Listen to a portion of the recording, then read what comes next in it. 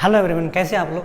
Friend, आज के इस वीडियो में मैं सिंपल इंटरेस्ट के कुछ न्यू कॉन्सेप्ट के साथ कुछ न्यू क्वेश्चन लाया हूँ। 3 क्वेश्चन मैं बताऊंगा और तीनों क्वेश्चन अलग अलग क्या कहता है मेथड पर बेस्ड होंगे। कहने का मतलब जो उनका टाइप होगा वो अलग अलग होगा और मैं समझता हूँ ये तीनों type exam point of view से बहुत इंपॉर्टेंट है। और मैंने जो सिंपल इंटरेस्ट का जो बेसिक कॉन्सेप्ट है मैंने पिछले वीडियो में क्लियर कर चुका हूँ और मैं ये 3 जो क्वेश्चन है इस पर भी कुछ कॉन्सेप्ट आएंगे तो मैं क्वेश्चन के साथ कॉन्सेप्ट को बताने का कोशिश करूंगा। तो आइए बिना समय गंवाए हम आज के टॉपिक को स्टार्ट करते हैं और क्वेश्चन के साथ कॉन्सेप्ट भी देखते हैं। तो हमारा पहला क्वेश्चन है, किसी निश्चित धनराशि पर 6% साधारण ब्याज की दर से 8 वर्ष के बाद साधारण ब्याज मूलधन से 312 रुपया कम प्राप्त होता है। आपको 3 डाटा दिया है, एक दिया है रेट 6%, दूसरा दिया है समय 8 वर्ष और तीसरा दिया है 312। ये क्या है? तो मूलधन यानी कि प्रिंसिपल और साधारण ब्याज का जो अंतर है वो कितना दिया हुआ है? 312। तो इस केस में आपको करना क्या है, आपको एक चीज़ समझने वाली बात है, वो क्या है कि एक साल में 6% तो 8 साल में कितना प्रतिशत होगा? हम जानते हैं कि एक साल में अगर 4% है तो दूसरे साल में 8%, तीसरे साल में 12%, क्योंकि सिंपल इंटरेस्ट हर साल समान लगता है। एक साल में 6% तो 8 वर्ष में 8 छक 48, यानी कि आपका जो इंटरेस्ट निकल के आएगा वो 48% निकलेगा। कितने साल में? 6 साल में। 6 साल में 48%। क्लियर है। और मूलधन हमेशा हम कितना मानते हैं? 100%। यहाँ तक आपको बात क्लियर होनी चाहिए।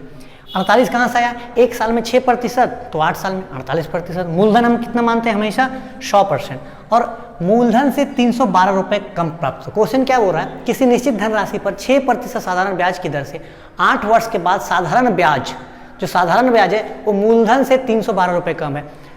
तो इंटरेस्ट कितना है? 48%। मूलधन कितना है? 100%। इन दोनों का अंतर कितना है? तो आएगा 52। कितना आएगा?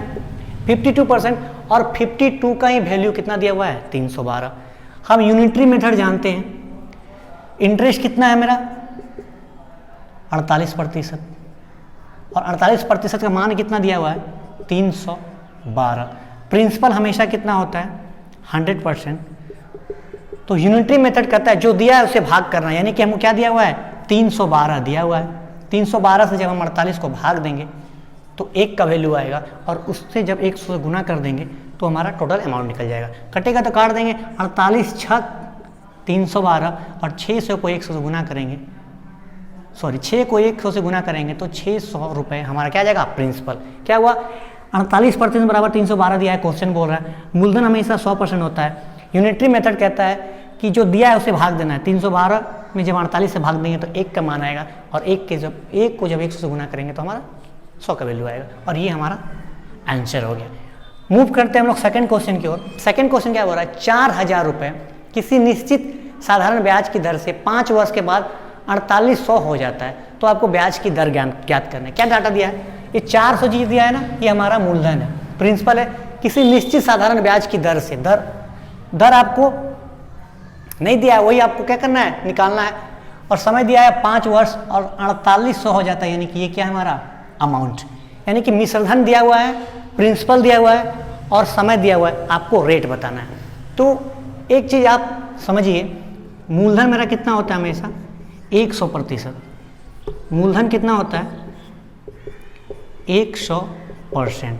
अगर मूलधन मेरा 4000 है तो 4000 बराबर कितना होगा? 100%। तो 4000 बराबर 100 लिखे तो 100% बराबर भी तो हम 4000 लिख सकते हैं कि नहीं लिख सकते हैं? लिख सकते हैं। बस आपको इस चीज़ को माइंड में रखना होगा। क्वेश्चन बोल रहा है 4000, ये क्या है? हमारा मूलधन है। मूलधन को हम क्या लिख सकते हैं? 4000 बराबर 100% लिख सकते हैं? बिल्कुल लिख सकते हैं। मूलधन हमेशा 100 के बराबर होता है, 100% होता है। क्लियर है। आगे क्या बोल रहा है?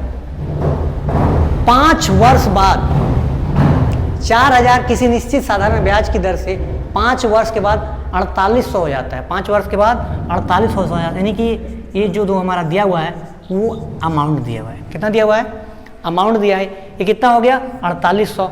तो अब यूनिटरी मेथड कहता है कि जो दिया है उससे भाग देना है और जो निकालना है उसे गुना करना है। यानी कि हम 100% में 4000 से भाग देंगे और 4800 से गुना करेंगे।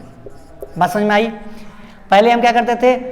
इसमें भाग देते थे 100 से, लेकिन अब मैथ कहता है कि जब इसके बराबर ये है तो इसके बराबर भी ये होगा, बिल्कुल होगा।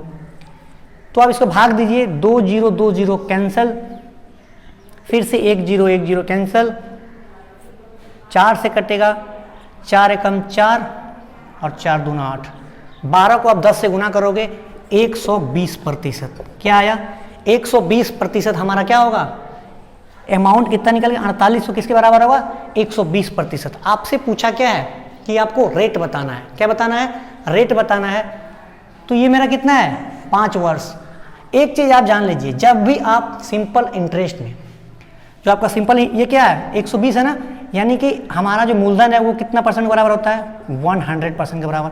इसमें 20% एक्स्ट्रा क्या जुटा है? इंटरेस्ट जुटा है। इंटरेस्ट और प्रिंसिपल दोनों जुड़ता है तो हमारा बनता है अमाउंट।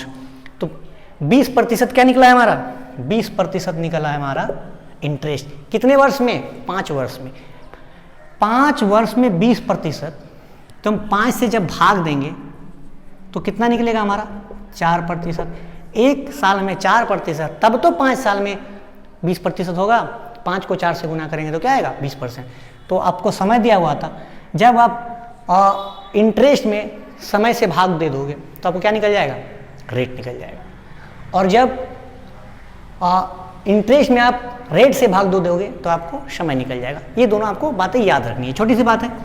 तो हमारा जो आंसर कितना आ गया? 20% आया था। 20 को जब हम 5 से भाग दिए तो निकला हमारा 4%, यानी कि जो दर हो जाएगा हमारा वो कितना आएगा? 4%। 5 वर्ष के बाद जो 4800 हो जाता है उसका जो रेट निकलेगा वो 4% निकलेगा। मैं समझता हूँ ये क्लियर हो गया होगा। तीसरा क्वेश्चन लेते हैं। तीसरा क्वेश्चन क्या बोल रहा है? कोई निश्चित धन 4% साधारण ब्याज की दर से 5 वर्ष में 8000 हो जाता है, तो किस ब्याज की दर से वही धनराशि उतने ही समय पर 9000 हो जाएगा? यानी कि दोनों केस में आपको अमाउंट दिया, यानी कि मिश्र धन दिया हुआ है। कोई निश्चित धन है ना, यहाँ कोई नहीं पूछा बोला है, इसका मतलब आपको पी नहीं पता है। कोई निश्चित धन 4% साधारण ब्याज की दर से 5 वर्ष में, देखिए यहाँ दिया है 4% और यहाँ दिया है 5 वर्ष, यानी कि ये जो अमाउंट है कौन सा? 8000। 4 को गुना करेंगे 5 से, यानी कि 4 पंचे 20, और हमारा मूलधन होता है 100%। मूलधन कितना है हमारा? 100%। और इंटरेस्ट कितना निकल के आ रहा है? 20%। दोनों को जोड़ेंगे तो 120% का मान क्या दिया हुआ है? 8000। क्लियर है? दूसरा अमाउंट क्या दिया हुआ है हमारा? 9000। क्या दिया हुआ है? 9000। कोई निश्चित धनराशि 4% साधारण ब्याज की दर से 5 वर्ष में 8000 हो गया, तो किस ब्याज की दर? आपसे दर ही पूछा है। दर से वही धनराशि उतने ही समय में 9000 हो जाएगा। तो यूनिटरी मेथड क्या बोलता है? जो दिया है उससे हमें भाग देना है, 120 को 8000 से भाग देना है, और जो निकालना है उससे हमें गुना करना है। तो देखिए 3 0 3 0 कैंसल, 8 से भाग देंगे, 8 एका 8 बचा 4, 8 5 40। 15 को 9 से गुना करोगे तो आएगा 135%, या प्रतिशत तो प्रतिशत लिख सकते हैं। अब देखिए हमारा जो अमाउंट आया ये 9000, वो 135 के बराबर है, 135% के। तो हम जानते हैं अमाउंट कब बनता है? जब प्रिंसिपल और इंटरेस्ट ऐड होता है तब हमारा क्या बनता है? अमाउंट।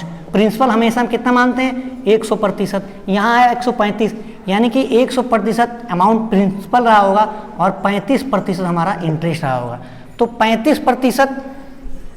35% हमारा जो इंटरेस्ट आया है वो कितने साल में आया है? तो क्या बोल रहा है?